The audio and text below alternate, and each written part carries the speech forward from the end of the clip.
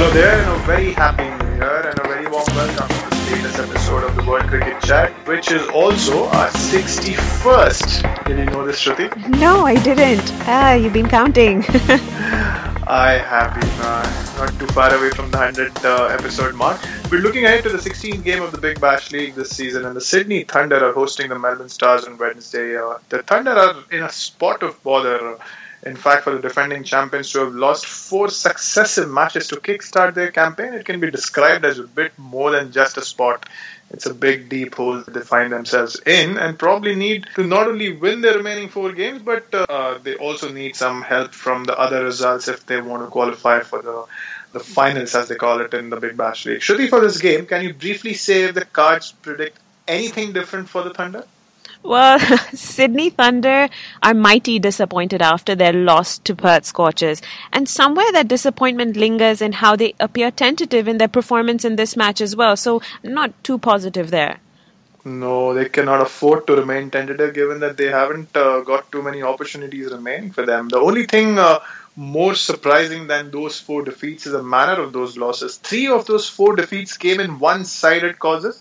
Losses by 9 wickets in their opener, then by 49 runs. And in the previous game yesterday, I think they lost by 50 runs. And it was only in that other 4th game, it needed something special from Chris Lynn to pull the mat from under the Thunder for the Brisbane Heat. So for this game, Shruti, how will their batting and bowling go? Well, I agree there. They really can't afford to be tentative, which is why we should see some aggressive batting and bowling. But what I fear is that they will overcompensate their nervousness and get overly aggressive. This may not work in their favour, especially with how they finish with the bat. On the other hand, bowling seems better and may give them a ray of hope in the middle overs. And that's the time they must be alert and capitalise. They need to capitalize. Moving on to the Melbourne Stars, they were the pre-tournament favourites and they kick-started their campaign against the Hobart Hurricanes with a kind of performance that allowed them to live up to their top billing in the tournament, chasing down 189 runs in less than 18 overs with Rob Quiney, Glenn Maxwell and Luke Wright punching holes in the Hurricanes bowling.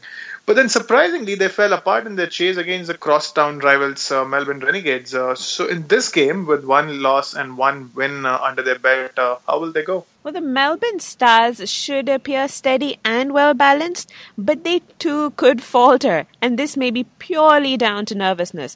Not sure why, because they appear to bat well, barring a few problems in the middle overs.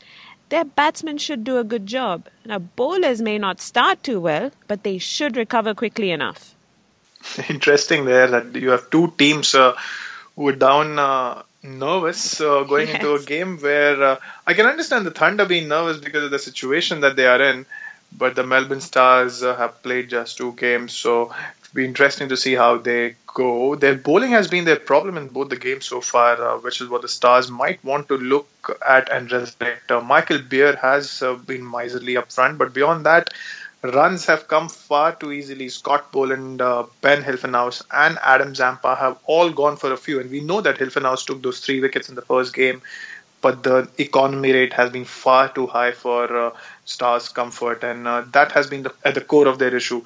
But it's early days for them. And there's always hope that they will bounce back and find their mojo. But moving on to predicting who will win the game, Shruti, who will it be then? The Thunder to take help from the law of averages and break their duck, or the Stars to live up to their pre-tournament favourites tag?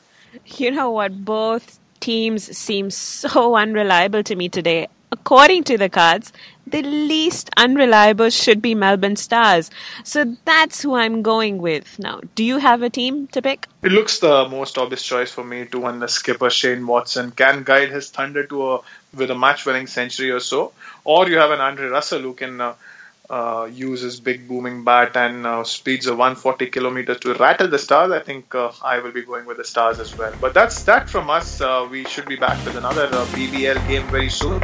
Until then, do have a listen to Shruti's podcast on the Australia versus Pakistan third test match that begins in Sydney from tomorrow. And do subscribe to this channel by clicking on the red button.